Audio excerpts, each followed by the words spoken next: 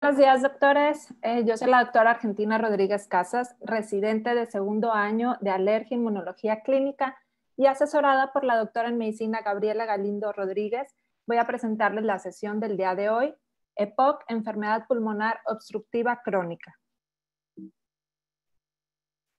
Esta sesión es basada en la guía GOL. Vamos a revisar su contenido, en el cual iniciaremos con la metodología e introducción de esta guía, así como los 6 capítulos que consta de esta guía, de los cuales vamos a revisar en las siguientes diapositivas. Este programa inició esta iniciativa global para esta enfermedad pulmonar obstructiva, lo denominaron con las siglas GOL, en 1998. Para el 2001 se estableció el primer informe donde ya establecieron estas estrategias de manera mundial para su diagnóstico, iba enfocado en el tratamiento y la prevención de esta enfermedad. En los años subsecuentes, para el 2006, 2011, se realizaron revisiones completas basadas en esta investigación ya publicada, y una revisión muy importante fue hasta el 2017, fue la cuarta revisión importante de esta guía, y los años subsecuentes, 2018, 2019, se han estado actualizando esta guía, esta revisión, hasta la guía actual de este año 2020 que vamos a revisar. Sus objetivos pues fue proporcionar esta revisión imparcial con evidencia actual para la evaluación, el diagnóstico y el tratamiento de los pacientes con EPOC. Su objetivo va encaminado también a su tratamiento, donde alivia y reduce el impacto de los síntomas, y el objetivo pues va a reducir este riesgo de estos eventos adversos para la salud, así como uno de los objetivos de esta guía es clasificar la gravedad de esta enfermedad. Esta enfermedad pues constituye un importante reto de salud pública, donde pues su causa muy importante, la importancia de esto es que tiene una alta morbimortalidad de manera crónica en todo el mundo. Se establecía como la cuarta causa de muerte en todo el mundo. Y para el 2012 se establecía que fallecieron más de 3 millones de personas a causa de esta enfermedad, lo que nos supone que es un 6% aproximadamente total de muertes mundiales. Para la actualidad se estima que este cuarto lugar va a pasar al tercer lugar de causa de muerte ocasionada por esta enfermedad. Vamos a iniciar revisando el primer capítulo, donde nos habla de la definición y una descripción general. Como les comento, la enfermedad pulmonar obstructiva crónica es una enfermedad común, es predecible, es tratable y característicamente consta de síntomas respiratorios persistentes. Su otra característica es esa limitación de flujo de aire, donde va a ser ocasionado a causa de una exposición significativa a partículas o gases nocivos. ¿Qué síntomas respiratorios son los característicos de esta enfermedad? Básicamente son 3: disnea principalmente, tos, y puede o no acompañarse de producción de esputo. La prevalencia va a ser muy variable. En esta enfermedad se establece que es más común en los hombres fumadores y exfumadores, pero arriba de 40 años. En un estudio realizado en Latinoamérica, en 5 ciudades de 5 países, como lo son Brasil, México, Chile, Uruguay y Venezuela, donde se estableció esta variabilidad de esta prevalencia, donde indicaron que sí era más prevalente en hombres, sobre todo en mayores de 60 años, 60 y más, y los porcentajes menores de prevalencia fue en la Ciudad de México, en nuestro país, con un 7.8%, y el porcentaje más elevado de prevalencia de esta enfermedad fue en la ciudad de Montevideo, en Uruguay, hasta un 19.7%. Por eso esta variabilidad de esta prevalencia. Existen sí factores de riesgo para padecer de esta enfermedad, principalmente el humo de tabaco, la contaminación atmosférica, sobre todo en espacios interiores donde está la exposición a biomasa, principalmente en esta población, a este tipo de factor de riesgo para el género femenino, las exposiciones laborales y la contaminación atmosférica ambiental exterior. Entonces, tenemos que el tabaquismo es el principal factor de riesgo para esta enfermedad. Se ha documentado, así como les mencionaba, la exposición a combustibles de biomasa, las personas que llegan a consumir o a cocinar con leña, o hay otra exposición dentro de estos combustibles dentro de casa, y también el factor muy importante, en tercer lugar, pues esta contaminación atmosférica que cada vez va incrementando más. Otros, además de estos factores ambientales, existen factores también genéticos, como lo son el déficit hereditario grave de alfa-1 antitripsina. También nos menciona que la edad y el sexo, en este reporte de factor de riesgo se ha establecido que nosotros las mujeres, el sexo femenino, tenemos también ese mayor factor de riesgo para padecer esta enfermedad, así como la edad se ve involucrada con mayor edad del envejecimiento con este factor de riesgo, como el crecimiento y el desarrollo pulmonar, y la posición socioeconómica también se ha visto influenciada para padecer esta patología. El asma y la hiperactividad de vías aéreas también influye o es muy importante en este factor de riesgo, como lo es la bronquitis crónica, estas infecciones de repetición y infecciones graves respiratorias en la infancia, juega un papel muy importante para este factor de riesgo. Infecciones como Pseudomonas aeruginosa, pacientes con VIH se ha reportado mayor riesgo para padecer EPOC, así como los pacientes con presencia de tuberculosis, se ha visto esta limitación de flujo aéreo. Así como existen los factores ambientales, como les menciono, existen factores del huésped, estas anomalías genéticas, influye el desarrollo pulmonar anormal y el envejecimiento acelerado, un papel muy importante estos tipos de factores. Entonces, aquí resumimos esta etiología importante de enfermedad, que recordemos que está asociada al tabaquismo, estos contaminantes, más este factor de riesgo del huésped, ya que se ha visto en pacientes no fumadores, se esperaría tener mayor prevalencia en los fumadores, pero en ocasiones se ha visto esta alta prevalencia en los no fumadores y aquí influye mucho ese factor del huésped en padecer esta enfermedad. Dentro de su patogenia, pues va a haber este deterioro del desarrollo de los pulmones, este deterioro acelerado, así como una lesión pulmonar nos va a influir en la presencia de esta inflamación pulmonar, ya sea crónica de manera sistémica. Estos trastornos de estas vías aéreas pequeñas se juegan un papel importante en esta anatomía patológica, así como la presencia de enfisema y otros efectos o síntomas sistémicos, donde nos van a dar estas manifestaciones clínicas y la limitación del flujo aéreo, que es muy característico en estos pacientes. Dentro de su patogénesis, pues el estrés oxidativo es de suma importancia, ya que se ha visto incrementado sobre todo o asociado a las manifestaciones con presencia de exacerbaciones de estos episodios, así como el desequilibrio de estas proteasas y antiproteasas, donde las células inflamatorias, las más características, tenemos la presencia de estos macrófagos, neutrófilos activados y linfocitos T, así como la respuesta TH1, TH17 y las células linfoides innatas tipo 3. En algunos pacientes puede haber algún aumento de eosinófilos y células TH2 como las células linfoides innatas tipo 2, que esto nos hace diferenciarlos o tener estos dos diagnósticos en mente, que es la enfermedad pulmonar obstructiva crónica, junto con la diferenciación de la inflamación con el asma, ya que recordemos que el asma también puede cursar con este aumento de eosinófilos, pero no olvidar que esta enfermedad, aunque no es lo característico, también puede haber presencia de esta elevación de eosinófilos y hacer esta diferencia en este proceso inflamatorio.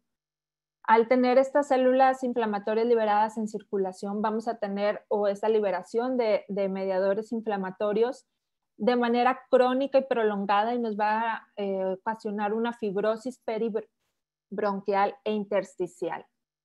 Entonces aquí tenemos el papel importante de la inflamación, el estrés oxidativo y las proteasas y antiproteasas, este desbalance donde a través de esta degradación de las metaloproteinasas de matriz, la membrana basal, vamos a recurrir o vamos a tener por resultado esta apoptosis. Entonces vemos estos tres factores muy importantes: inflamación, el estrés oxidativo y el desbalance de estas proteinasas como causantes de esta fisiopatología de esta enfermedad. Al igual tenemos como la inflamación secundaria a los procesos infecciosos, ya sea pseudomonas, influenza, neumococo. Llegamos a presentar secundario a la inhalación de este humo. Vamos a activar estas células inflamatorias, como les mencionaba, macrófagos, neutrófilos.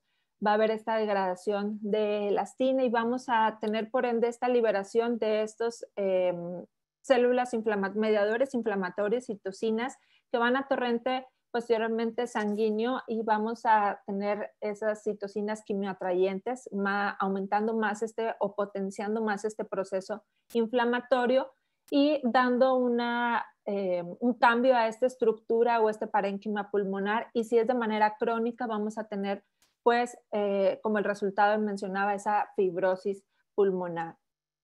Esta extensión de esta inflamación, fibrosis y los exudados luminales de estas vías respiratorias, sobre todo pequeñas, es lo que se va a ver correlacionado con la reducción del cociente del FEV1 y de la relación del FEV1 y capacidad vital forzada, que lo característico en estos pacientes es esta disminución acelerada del FEV1, así como vamos a tener presencia o anomalías en el intercambio de los gases que nos va a ocasionar pues hipoxemia e hipercapnia en nuestros pacientes.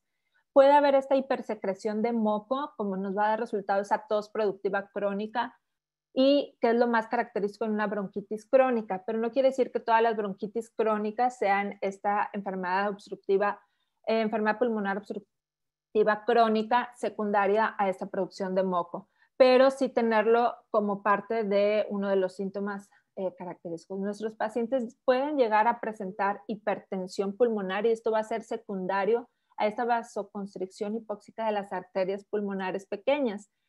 Para lo que nos ocasiona este aumento de disnea va a ser ese aumento de hiperinsuflación y que se quede atrapado el gas, así como un flujo expiratorio reducido, va a ser lo que nos ocasione el aumento, el incremento de la disnea. Y se establece que la mayoría de los pacientes con EPOC tienen enfermedades crónicas concomitantes y estos van a estar relacionados pues con los mismos factores de riesgos, como ya les mencionaba, el tabaquismo, el envejecimiento o la inactividad, que vamos a tener como resultado esta obstrucción, esta limitación de flujo. Avanzando al capítulo 2, en su diagnóstico y evaluación inicial, tenemos los síntomas cardinales: disnea, tos crónica, esputo, hasta en un 30% lo llegan a presentar nuestros pacientes.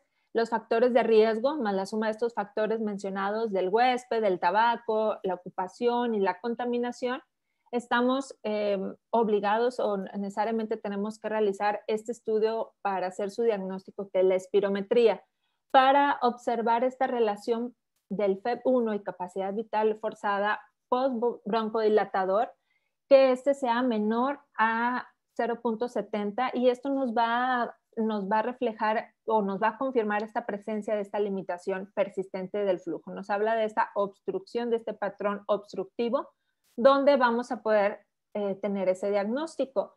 Sí existen indicadores claves para contemplar el diagnóstico de POC, como les mencionaba, la disnea, la tos y la producción de esputo. La disnea tiene que ser progresiva, a lo largo del tiempo, va a ser más característico que empeore con el ejercicio y que sea persistente. Y la tos crónica, esta puede ser intermitente, puede no ser productiva y puede llegar a presentar sibilancias recurrentes.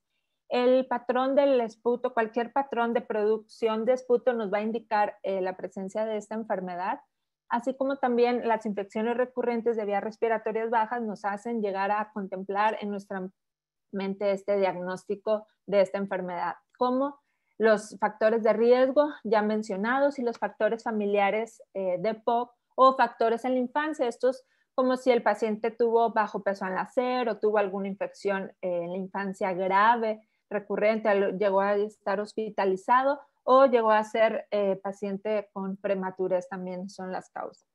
Pero no todo lo que sea tos es EPOC y hay otras causas de tos crónica, tales intratorácicas, que tenemos que tener en mente, como lo es el asma, cáncer de pulmón, tuberculosis, bronquiectasias, enfermedad pulmonar intersticial, entre otras, fibrosis quística.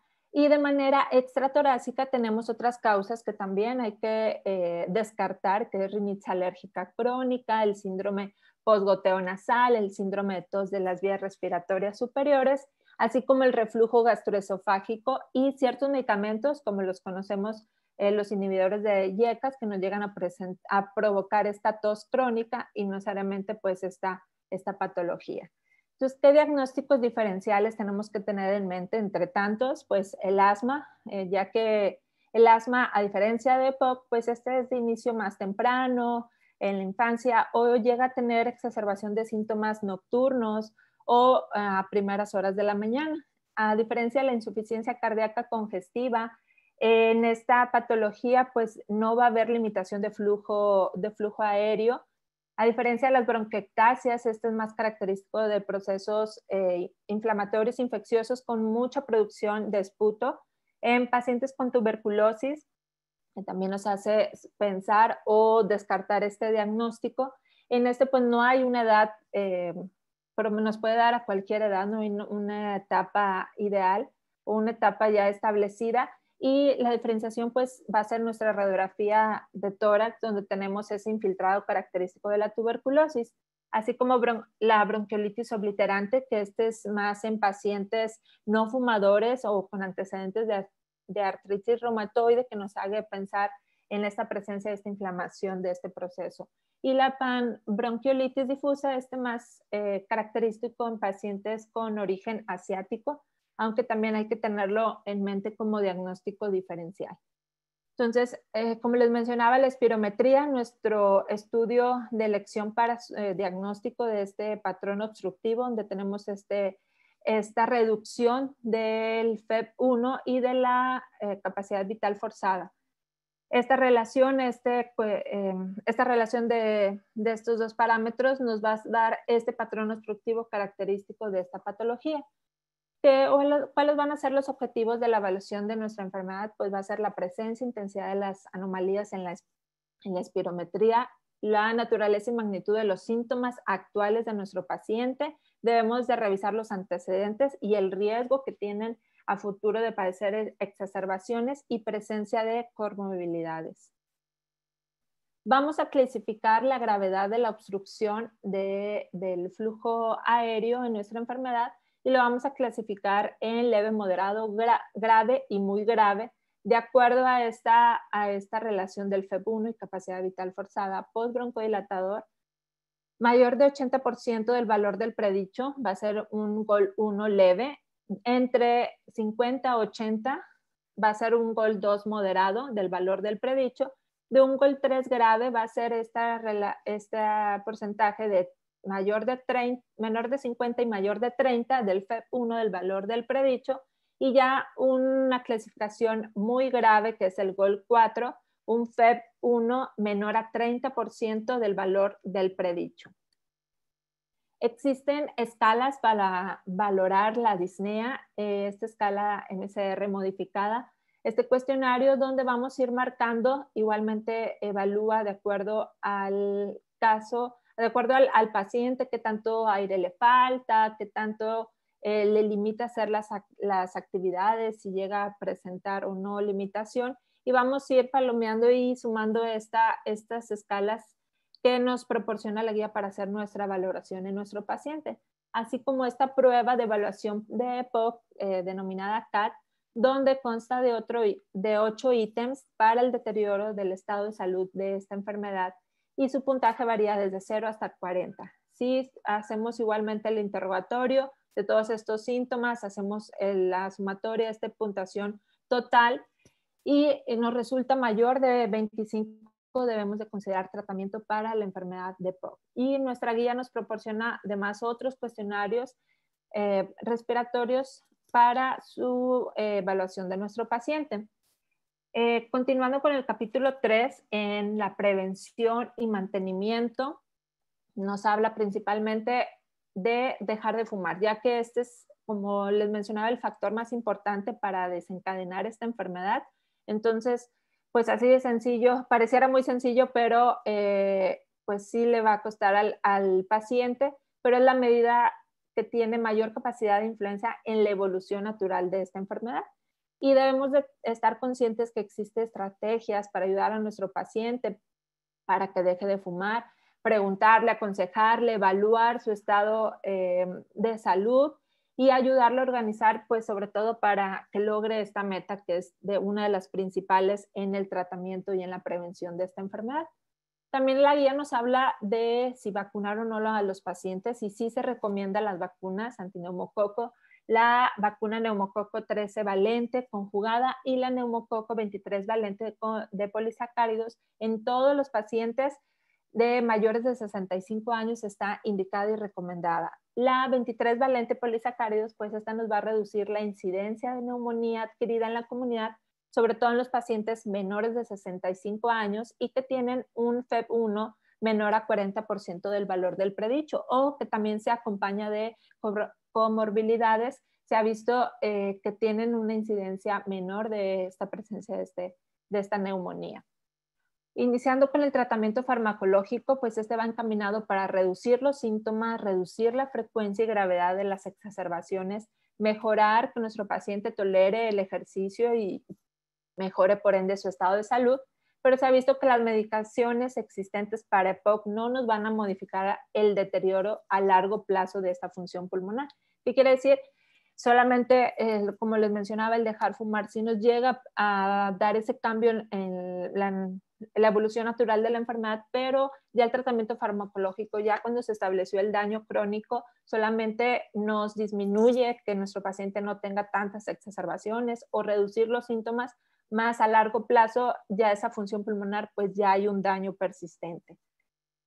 Iniciando con esos medicamentos, la guía nos habla de broncodilatadores, que estos pues, nos van a aumentar el FEV1 y van a modificar otras variables de la espirometría, principalmente van encaminados hacia el FEV1.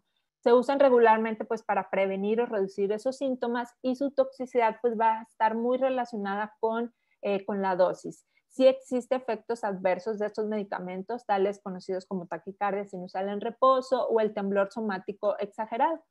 Y los agonistas beta 2 los vamos a clasificar de acuerdo a su acción corta, los ABA, que es el fenoterol, el salbutamol, de acción prolongada los LABA, como el formoterol, salmeterol, olodanterol, bilanterol.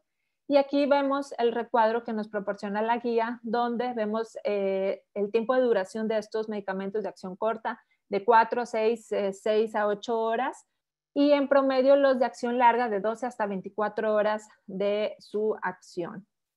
Así como los broncodilatadores, tenemos otra familia de medicamentos, los antimuscarínicos, que también se clasifican en acción corta, los AMA, el hipatropio y el oxitropio, y de acción prolongada los LAMA, el tiotropio, entre otros de los más conocidos el tiotropio. Y establece la guía que el hipatropio en monoterapia va a ser, es mejor el efecto que tiene para esa función pulmonar y mejorar el estado de salud y mejorar o que tenga menos necesidad de corticosteroides orales. También tiene efectos adversos y principalmente sequedad de boca.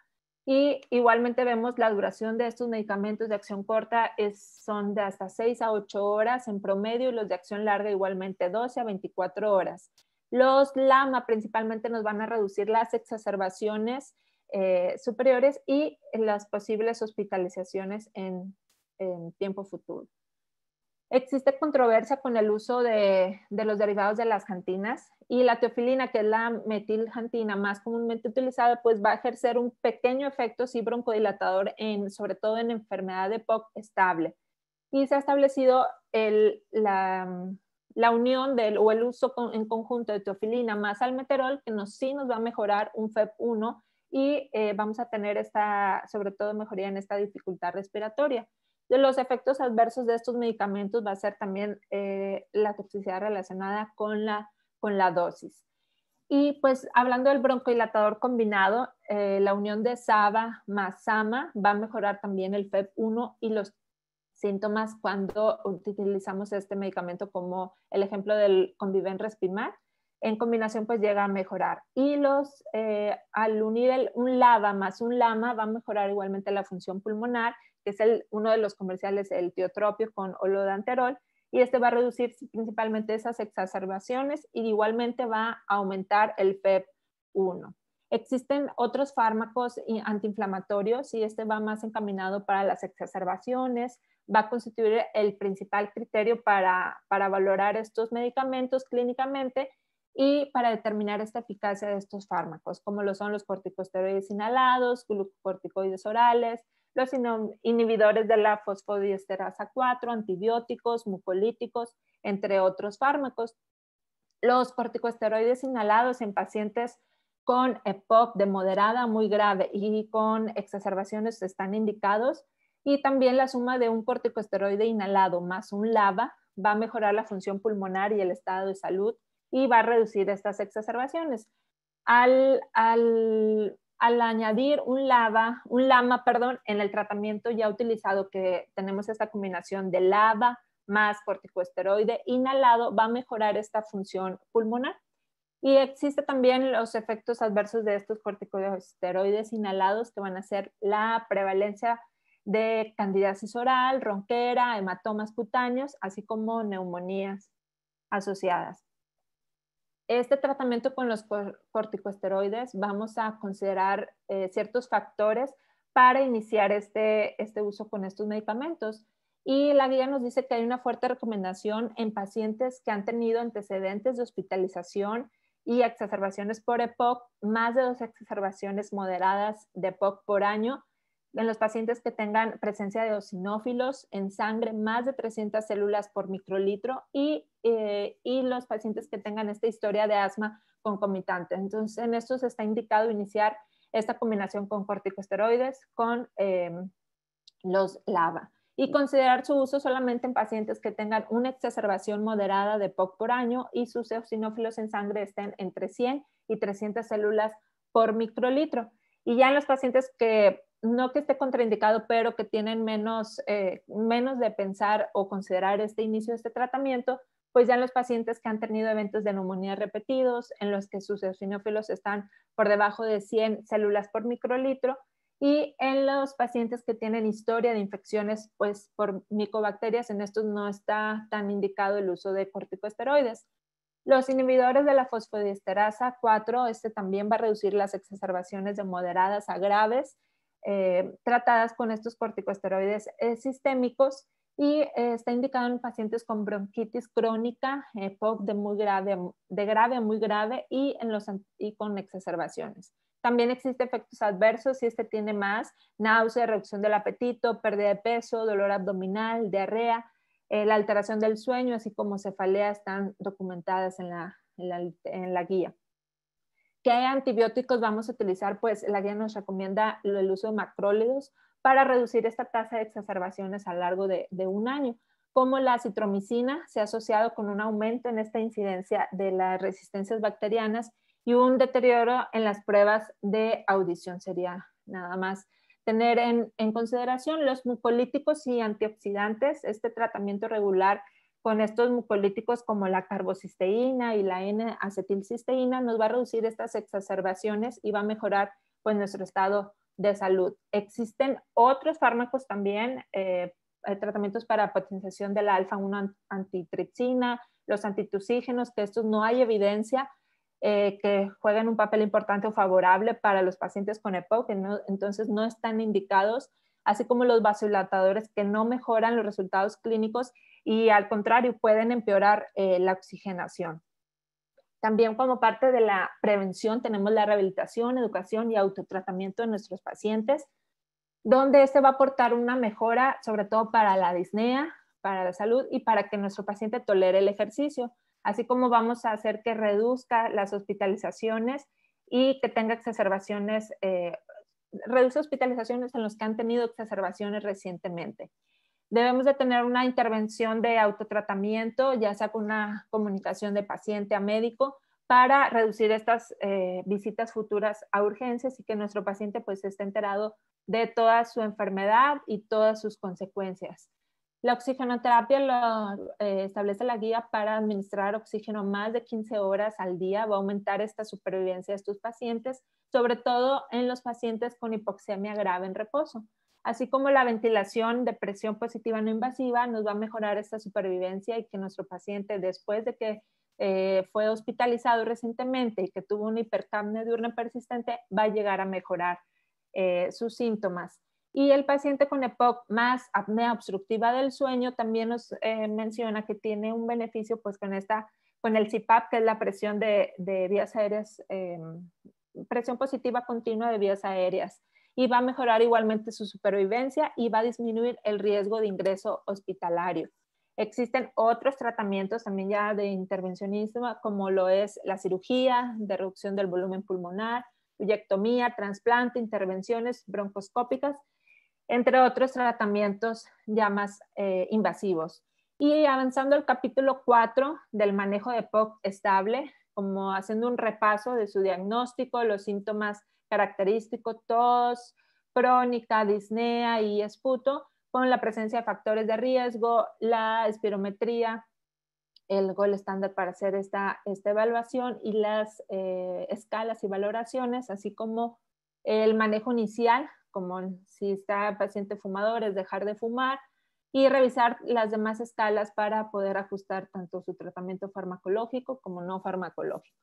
Entonces, el objetivo de este tratamiento, como les mencionaba, va encaminado hacia reducir los síntomas, aliviar y mejorar la tolerancia al ejercicio, mejorar el estado de salud, reducir el riesgo, prevenir esta progresión, o sea, detener que no avance más esta enfermedad y prevenir estas exacerbaciones, así como, por ende, pues reducir esta alta mortalidad que tiene esta enfermedad. Entonces hace hincapié de nuevo en el factor importante de riesgo que es el tabaquismo, que es el manejo para eso. Hay igual medicamentos para dejar de fumar, la contaminación intra y extramuros, así como la exposición ocupacional. Si nuestro paciente ya se identificó el agente causal en su trabajo, idealmente pues sería cambiar de trabajo, mejorar esas condiciones, aunque sabemos que en muchas ocasiones no es posible en nuestro paciente. Entonces, este tratamiento encaminado hacia la reducción de síntomas, riesgo y gravedad de exacerbaciones, lo vamos a clasificar en estos 4 grupos. Grupo A, donde vamos a iniciar el uso de broncodilatador en los pacientes que tengan ninguna o una exacerbación y que no hayan sido hospitalizados. Avanzando y la valoración de las escalas varía de la valoración de escala del CAT de disnea, va a ser menor a 10.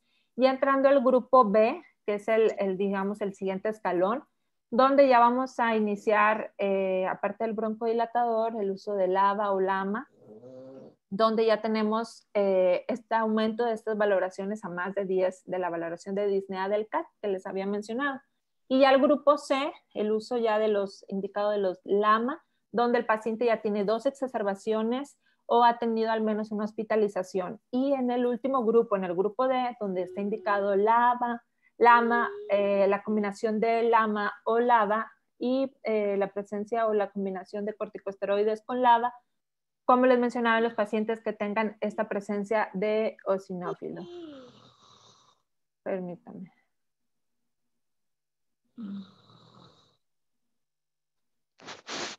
Se escucha un micrófono. Ok. Muy bien, continuando con la sesión, el manejo no farmacológico también es esencial, sobre todo iniciar rehabilitación pulmonar en los grupos B y D, principalmente hace hincapié en dejar de fumar. Está recomendado esta actividad física y las indicaciones de las vacunas que ya habíamos revisado en la diapositiva anterior. Existe ese circuito de manejo donde vamos a revisar los síntomas de nuestro paciente, si hay presencia con las escalas para disnea y exacerbaciones, evaluar la técnica y la adherencia al inhalador, ya que se ha visto pues principalmente los pacientes no tienen buena técnica o buen uso de estos inhaladores, y hacer este enfoque no farmacológico muy importante en nuestros pacientes, y así poder ajustar Ya una vez que revisamos y evaluamos, poder ajustar el tratamiento, ya sea escalar o descalar o cambiar el dispositivo inhalador si no está haciendo efecto en nuestros pacientes. El capítulo 5 nos habla del manejo de las exacerbaciones, donde el empeoramiento agudo de los síntomas respiratorios que lleva a un empleo en tratamiento adicional, pues va a ser la causa principalmente las infecciones de vías respiratorias, donde pues va encaminado a reducir el mínimo repercusión negativa de esta exacerbación actual y prevenir los episodios posteriores de estas exacerbaciones.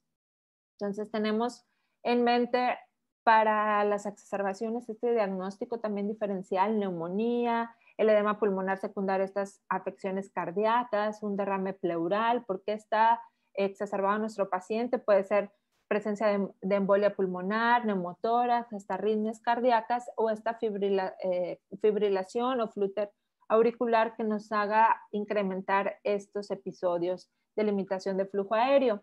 Igualmente las exacerbaciones las vamos a clasificar en leves, moderadas y graves, siendo las leves solo uso de broncodilatadores, los SABA, las moderadas ya un SABA más un antibiótico o también podemos utilizar ya los corticosteroides orales. Y en las exacerbaciones graves los pacientes que requieren hospitalización, pues acudir ya al servicio de urgencias. Entonces, existe esta diferencia de insuficiencia respiratoria aguda que pone o no pone en peligro la vida. Ambas tienen frecuencia respiratoria ya mayor de 30 respiraciones por minuto, a diferencia de los pacientes que no tienen insuficiencia, pues su frecuencia respiratoria va desde 20 a 30, que sería lo normal. En esos pacientes ya ambos usan músculos accesorios para compensar esa insuficiencia respiratoria, pero en la que no pone en peligro la vida, pues aún no hay cambios mentales, a diferencia de la que sí nos pone en peligro ya la vida, con cambios mentales, y hay una hipoxemia que no mejora con el oxígeno, con un FiO2 a mayor de 40%, hay presencia igualmente de hipercapnia mayor a 60 miligramos de mercurio, y hay presencia también puede haber presencia de acidosis, a diferencia de la insuficiencia aguda respiratoria que no va a poner en peligro la vida. Hay indicaciones para hospitalizar a nuestro paciente cuando ya son síntomas graves, cuando empeoró de manera súbita esta disnea en reposo, cuando hay esta frecuencia respiratoria elevada, ya hay disminución de la saturación de oxígeno, nuestro paciente ya está con confusión, somnolencia, ya cayó en esta insuficiencia respiratoria aguda. Y existe también otros signos físicos de aparición nueva como cianosis o hay edema periférico, hay falta de respuesta al tratamiento médico inicial y hay presencia también de comorbilidades graves como la insuficiencia cardíaca o las arritmias de nueva aparición, pues nos hace indicar a nuestro paciente ir a un servicio de urgencias para su hospitalización cuando ya el apoyo domiciliario pues es insuficiente. Y este manejo de exacerbaciones nos menciona la guía el uso de los agonistas beta-2 de acción corta solamente para una exacerbación aguda. Los corticosteroides sistémicos sí nos van a mejorar la función pulmonar y la oxigenación y sobre todo estos van a acortar este tiempo de recuperación con una duración de 5 a 7 días de tratamiento. Y los antibióticos, igualmente los macrólidos, nos van a poder reducir el tiempo de recuperación, el riesgo de recaída temprana y el fracaso terapéutico, así como la duración de que nuestro paciente esté en hospitalización nos va a reducir ese tiempo. Y no está indicado en las exacerbaciones el uso de las metiljantinas. ¿Cuáles van a ser las indicaciones ya a unidades de cuidados intensivos, a donde no queremos llegar a nuestro paciente, pero las indicaciones de ingreso van a ser ya la disnea grave, una respuesta insuficiente ya al tratamiento que se estableció en urgencias, cuando ya hay confusión, letargo, cuando ya hay presencia de coma, cuando hay esa persistencia que empeora esta hipoxemia y acidosis respiratoria grave, cuando ya hay necesidad de ventilar al paciente de manera mecánica ya invasiva y sobre todo cuando ya hay esa inestabilidad hemodinámica y ya tiene necesidad nuestro paciente de inicio de vasopresores. Entonces aquí tenemos el esquema de los medicamentos que vamos a utilizar igualmente las intervenciones en las exacerbaciones, los que de manera resumida, los que ya estuvimos repasando en las diapositivas anteriores. Y ya en el último capítulo, el capítulo 6 de EPOC y comorbilidades, pues este capítulo es más corto. Este nos habla de que esta enfermedad coexiste con otras enfermedades que tienen y esa repercusión en este curso de esta enfermedad. Se ha establecido que el cáncer de pulmón se observa con mayor frecuencia en estos pacientes con EPOC y pues es la principal causa de muerte en estos pacientes, así como las enfermedades cardiovasculares son muy frecuentes que se establezca en conjunto con EPOC, como la osteoporosis, depresión, la ansiedad, la apnea obstructiva del sueño. También este tipo de patologías están infradiagnosticadas, pero también se han asociado con EPOC y pues se asocian con un mal pronóstico. Así como no olvidemos la presencia de reflujo gastroesofágico, que este se va a asociar sobre todo para este aumento de estas exacerbaciones. Y por último, quiero concluir que este estudio de EPOC es de suma importancia, ya que ha tenido una alta prevalencia y presencia de comorbilidades, impacto en las enfermedades alérgicas. La prevención va a ser fundamental para hacer el abordaje en nuestros pacientes. Recordar que la espirometría es esencial para su diagnóstico y que debemos canalizar todos los pacientes que fumen o no fumen a programas de rehabilitación pulmonar. De mi parte es todo. Agradezco su atención a esta ponencia.